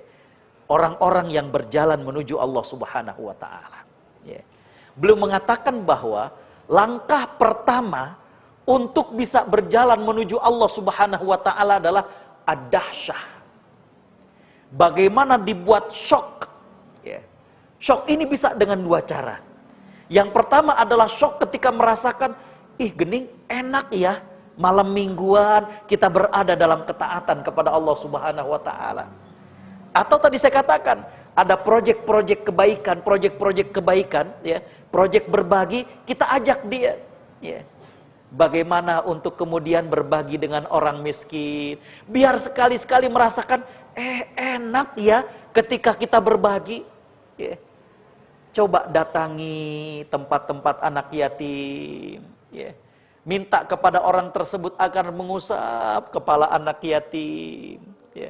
Sambil kemudian merasakan mengapa Allah jadikan anak ini yang yatim, bukan anak kita. Ya. Jadi syok yang pertama adalah dengan ketaatan, kita ajak seperti itu ikhtiar kita. Ya. Syok yang kedua kata Imam Ibnul Qayyim Al-Jauziyah adalah bisa dengan sesuatu yang tidak mengenakkan. Disinilah kadang seorang hamba kemudian berbalik kepada Allah Subhanahu wa taala. Ketika saya kuliah S3 di Malaysia, dapat 1 semester kemudian ada seorang sahabat, beliau berasal dari Pekanbaru, ya. Datang ke Malaysia ingin ngambil MBA, program yang 1,5 tahun. Jadi kuliahnya itu Monday to Friday, Senin sampai Jumat, ya. Dan banyak tugas, hampir tiap hari ada tugas. Subhanallah, dapat 2 bulan di Malaysia anaknya sakit, ya. Bolak-balik ke rumah sakit, dapat beberapa bulan kemudian beliau menyampaikan, Ustadz, anak saya divonis kanker. Subhanallah. Ya. Saya bilang terus, apa yang disarankan dokter buat antum, akhi? Anak saya disarankan untuk kemo. Udah ikuti apa yang disarankan dokter. Di kemo dapat beberapa kali, ternyata anaknya meninggal dunia. Ya. Saya dengan istri dipanggil, ya, untuk kemudian memandikan jenazah, mengkafani, karena rencananya akan dibawa ke Pekanbaru. Setelah selesai, saya ngobrol dengan beliau. Saya bilang, akhi, apa kira-kira hikmah di sebalik ini? Ya. Antum datang ke Malaysia niatnya yang baik, tolabul ilmi, menuntut ilmu. Tapi dapat 2 bulan anak sakit-sakitan, berapa kali ke dokter ternyata divonis kanker, berapa kali di kemo dan ternyata meninggal. Apa kira-kira hikmahnya? Beliau diam. Kemudian beliau berkata, Ustadz, mungkin ana sudah lama tidak menangis karena Allah Subhanahu wa taala. Sejak selesai kuliah Fakultas Ekonomi di Unpad, nikah dengan seorang akhwat dokter, lahir anak pertama sehat, cantik. Lahir anak kedua sehat, cantik. Lahir anak ketiga sehat, cantik. Beliau sendiri usahanya melanjutkan bisnis properti ayahnya. Apa kata beliau? Kehidupan saya mengalir, Ustadz. Mungkin saya sudah lama tidak menangis karena Allah. Makanya Allah ambil sedikit titipannya agar saya merasakan lagi manisnya menangis karena Allah Subhanahu wa taala. Agar saya merasakan lagi firman Allah dalam surat Al-Ikhlas, Allahus Somad. Allah tempat kita bergantung. Kebahagiaan bukan dari bisnis properti kita, kebahagiaan bukan dari anak istri kita, kebahagiaan itu dari Allah Subhanahu wa taala. Tadi saya katakan berkah. Kalau berkah maka bahagia itu jadi makmum. Ya.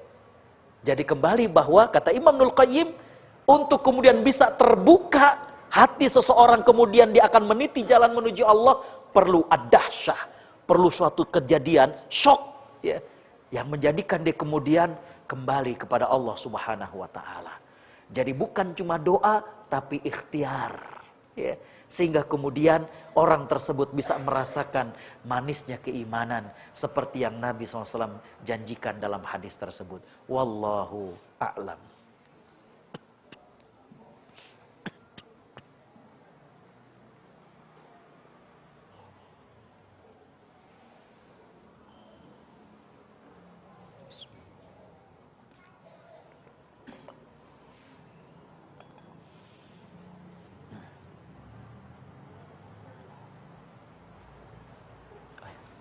Syukran.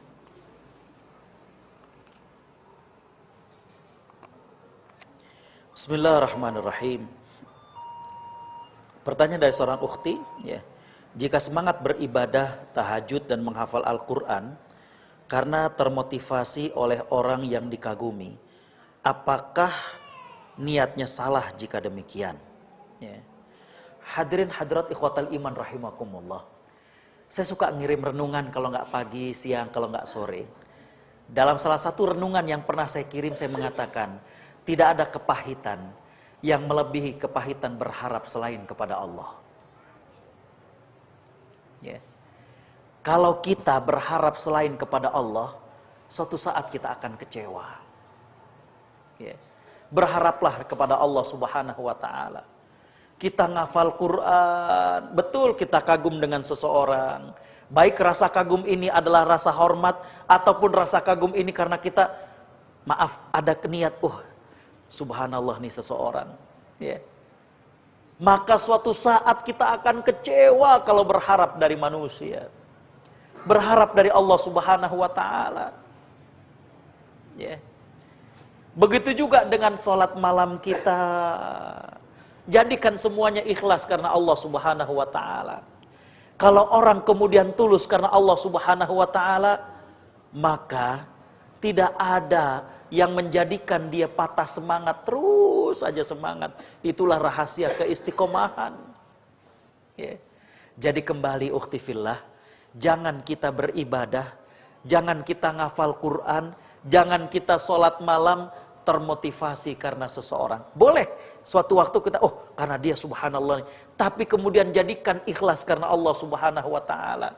Nikmati kemesraan kita ketika bersama dengan Allah Subhanahu wa Ta'ala. Waktu lagi sholat malam, waktu lagi baca Quran. Ya.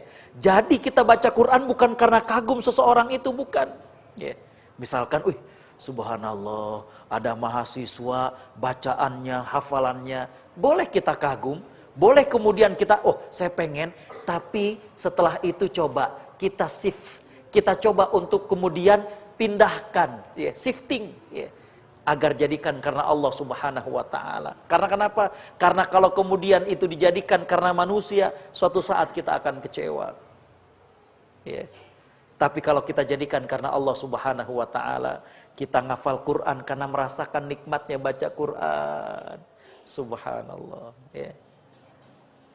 Kita sholat malam karena merasakan nikmatnya sholat malam. Bisa berdua dengan Allah, bisa menangis kepada Allah, bisa ngadu kepada Allah. Ya. Maka itu akan lebih langgeng. Semangat kita itu akan cepat bertahan. Ya. Jadi kembali ukhti fillah rahimakumullah, ya, jadikan dan alihkan kekaguman kita kepada seseorang yang menjadikan kita beribadah, jadikan itu karena Allah Subhanahu wa Ta'ala. Ya. Wallahu a'lam.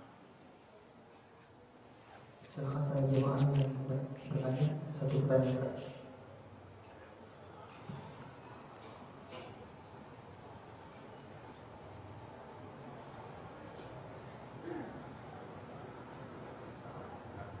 Assalamualaikum.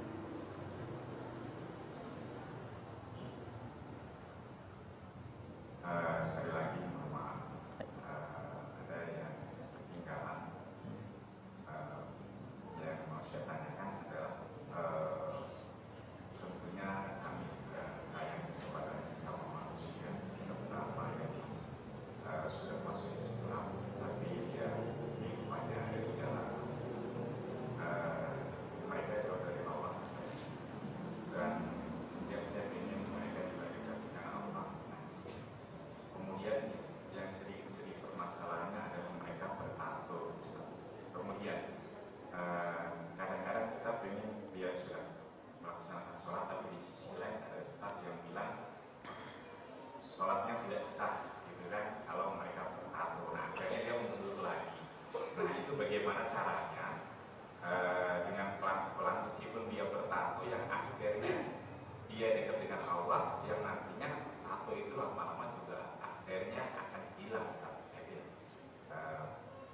cara yang terbaik yang akhirnya orang itu menerima dengan senang hati untuk menghilangkan tato, yang akhirnya dia bersungguh-sungguh Bismillahirrahmanirrahim. Alhamdulillah wassalatu wassalamu ala Rasulillah wa ba'd. Ya. Pertanyaan yang bagus sekali tentang bagaimana kita ingin mendakwahi kepada orang-orang yang masih jauh dari Allah Subhanahu wa taala. Ya. Saya berdakwah ke Australia pertama kali tahun 2008. Ya. Saya masih ingat dijemput di airport di Sydney, kemudian diajak ke Masjid Indonesia. Ada namanya Masjid Al-Hijrah. Ya. Di daerah Tempe, namanya Tempe. Ya. Ini subhanallah kok bisa tepat begini. Ya. Baru saja saya duduk di masjid, tiba-tiba didatangi oleh 4 orang. 4 orang ini bilang, Ustadz, dasar nih Australia, negara kafir. Saya bilang, sebelum ente bilang juga saya udah tahu. Kenapa nih kok pada ngomong begini? Iya Ustadz, kita mau ngegedein masjid, kita mau memperluas masjid, gak disetujui sama tetangga, dasar kafir. Saya bilang sebentar, saya baru nyampe nih, saya belum tahu. Ya, ntar kita ngobrol lagi kalau saya udah tahu. Ya. Dapat beberapa hari setelah saya di sana, saya panggil lagi 4 orang itu. Saya bilang, akhi, wajar kalau mereka menolak kita ingin memperluas masjid.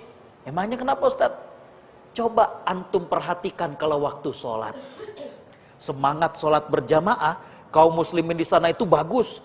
Cuma sayangnya, saking begitu semangatnya, parkirnya sembarangan. Kadang nutupin pintu rumah orang, kadang double line itu mestinya 1 baris. Ya. Ini 2 baris kan jadi orang nggak bisa masuk. Ya. Kadang udah selesai sholat, temennya udah di mobil, yang 1 baru keluar masjid. Hey bro, ngobrol, yang 1 di situ, yang 1 di mobil. Orang di belakang nggak bisa lewat, sampai kemudian bunyiin klakson. Kan kalau namanya di Eropa, namanya di Australia, di Amerika, kalau udah sampai ngebunyiin klakson udah keterlaluan. Ya. Saya bilang wajar. Kalau mereka kemudian berpandangan, ini masjid masih kecil aja, kalau waktu sholat udah bikin macet, apalagi kalau digedein. Apa rahasianya? Kita nggak menunjukkan akhlak Islam kepada mereka. Ya.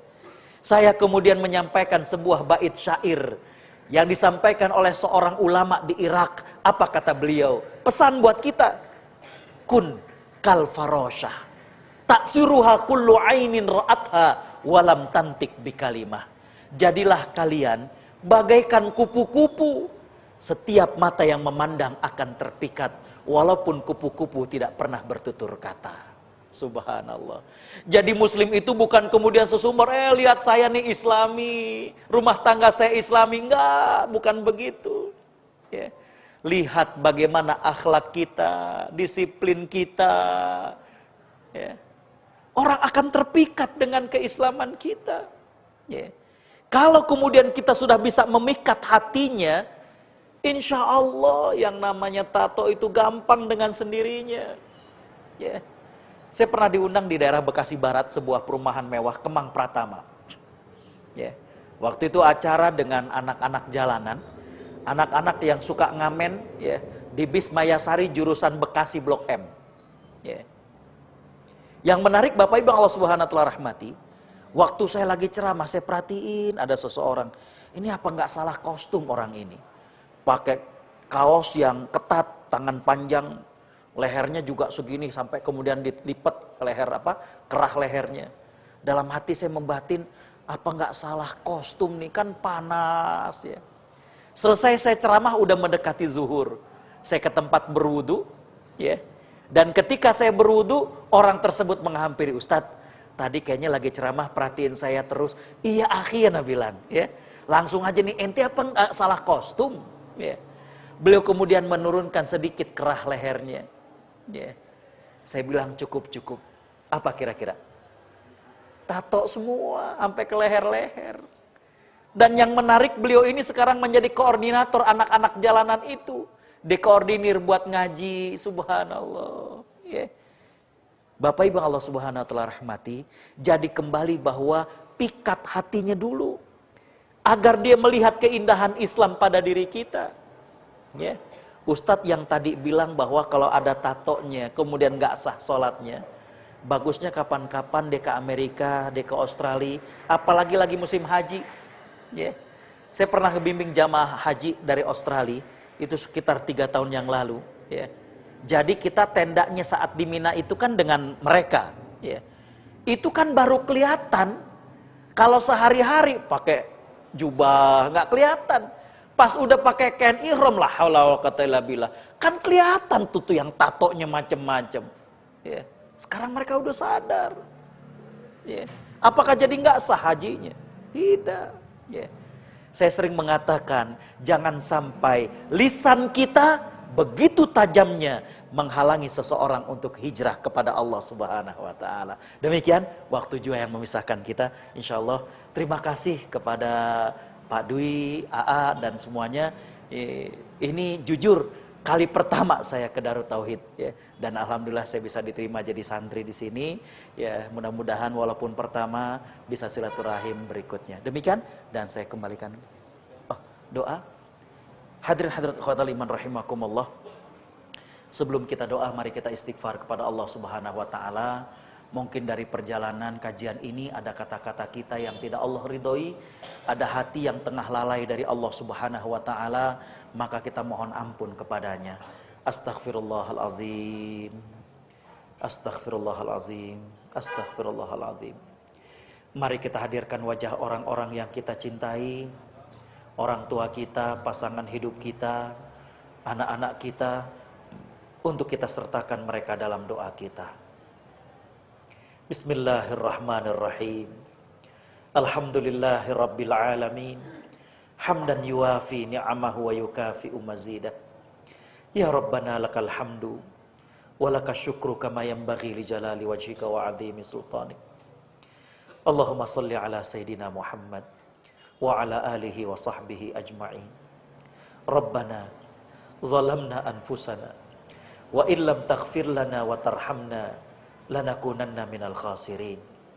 Ya Allah, kami yang hadir di masjid ini duduk bersimpuh di hadapan-Mu dengan mengakui segala nikmat yang pernah Kau beri pada kami. Allahumma ya Allah, Kau beri kesempatan bagi kami untuk hidup. Kau berikan kami kesempatan untuk mereguk nikmat rizki yang Kau karuniakan pada kami. Ya Allah, Kau berikan kami keluarga. Kau berikan kepada kami sahabat-sahabat yang baik. Allahumma ya Allah, kami yang hadir di masjid ini seluruhnya mengakui tiada zat yang pantas kami sembah melainkan Engkau. Bagimulah segala puji dan kesyukuran. Allahumma ya Allah, kami yang hadir di masjid ini juga bersimpuh di hadapan-Mu dengan mengakui masih banyak dosa dan khilaf kami. Ampuni dosa yang telah lalu yang kami lakukan. Ampuni dosa yang saat ini kami lakukan. Ampuni dosa yang kami lakukan ketika kami beramai-ramai. Ampuni dosa yang kami lakukan ketika kami sendirian.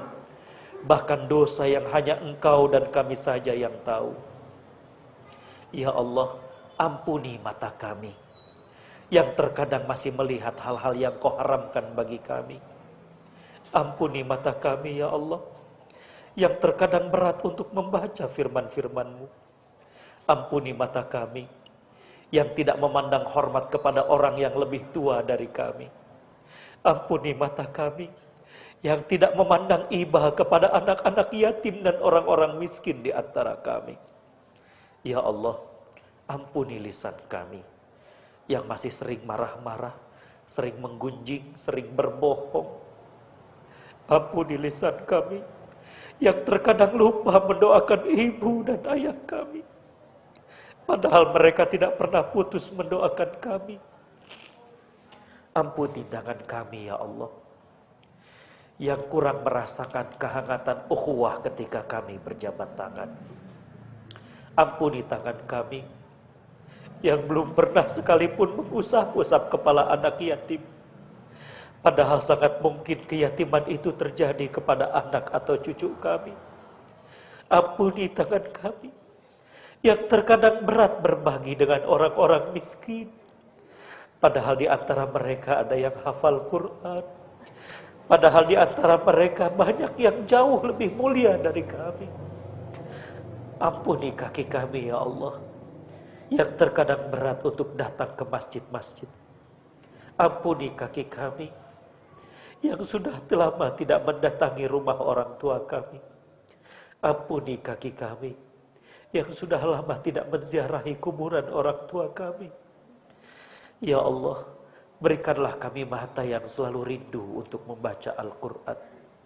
Berikanlah kami lisan yang selalu basah untuk berzikir. Berikan kami badan yang selalu ringan untuk beribadah. Ya Allah, jadikanlah sisa umur kami penuh dengan ibadah dan kebajikan di jalan-Mu. Wafatkan kami dalam keadaan husnul khatimah. Wafatkan kami dalam keadaan berjuang di jalan-Mu. Ya Allah, sehatkanlah badan kami, sehatkanlah penglihatan kami, sehatkanlah pendengaran kami. Ya Allah, Engkaulah zat yang maha memberikan rizki. Limpahkanlah rizki-Mu yang maha luas pada kami. Cukup yang halal ya Allah. Jauhkan yang haram sejauh-jauhnya dari kami. Lalu berkahilah rizki itu. Dan jadikanlah kami orang-orang yang pandai bersyukur. Allahumma gfir lana wali walidina warhamhum kama rabbawna shighara. Ya Allah, di kesempatan yang mulia ini kami mohon juga ampuni dosa ibu dan ayah kami. Sayangi mereka sebagaimana sayangnya mereka pada kami. Ampuni kami yang belum sempat bakti kepada mereka. Ampuni kami yang sering merepotkan mereka. Ampuni kami yang sempat meninggikan suara di hadapan mereka. Ampuni kami yang sempat membuat mereka menangis. Ya Allah, kepada ibu dan ayah kami yang sudah meninggal dunia, ampuni dosa mereka, lapangkan alam kuburnya. Kami jadi saksi, mereka telah mendidik kami dengan baik ya Allah. Pertemukan kami kembali dengan mereka di surga-Mu. Rabbana hablana min azwajina wa dhurriyyatina qurrata a'yun waj'alna lil muttaqina imama. Ya Allah, sekiranya Engkau memberikan kami pendamping hidup, berilah kami pendamping hidup yang kekal hingga ke surga-Mu. Jadikanlah cinta kasih kami tidak menandingi cinta kami kepadamu ya Allah. Jadikanlah tawacana kami di malam hari tidak menghalangi kami untuk qiyamul lail kepadamu ya Allah. Allahumma ya Allah, jadikanlah rumah tangga kami sakinah, penuh dengan cinta mawaddah warahmah. Ya Allah, jauhkanlah rumah tangga kami dari godaan syaitan. Jauhkanlah rumah tangga kami dari orang-orang zalim. Ya Allah, lahirkan dari rahim istri kami anak-anak yang soleh dan soleha. Jaga akidah dan akhlak anak-anak kami ya Allah. Jadikan anak-anak kami gemar baca Al-Quran. Jadikan anak-anak kami gemar menghafal Al-Quran. Anak-anak yang menegakkan sholat, anak-anak yang taat padamu dan berbakti pada orang tuanya. Ya Allah, sebagaimana bahagianya kami kumpul dengan mereka, kumpulkan kami kembali dengan pasangan hidup kami dan anak-anak kami di surga-Mu. Ya Allah, berkahilah ukhuwah di antara kami. Allahumma ya Allah, cabutlah dari hati kami rasa iri, dengki, dendam di antara kami. Ya Allah, sebagaimana Kau pertemukan kami di masjid ini, tanpa ada ikatan nasab di antara kami, tanpa ada maksud dunia di antara kami, pertemukan kami kembali di surga-Mu. Rabbana atina fid dunya hasanah wa fil akhirati hasanah wa qina adzabannar wa bifadli subhanaka rabbina rabbil izzati amma yasifun wa salamun alal mursalin walhamdulillahi rabbil alamin.